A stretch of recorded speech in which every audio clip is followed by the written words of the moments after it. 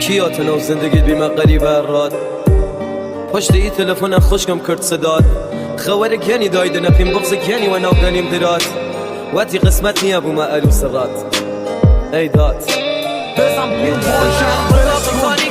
قميل فروان نرم سكان دار ذاك بيام طوان اشك جوان بشاني مورد دلم رماني بخسته وجواني ودايق زي وصاني سر بگني دايدني ابني شمباني بازي كردي وگرده احساسي جواني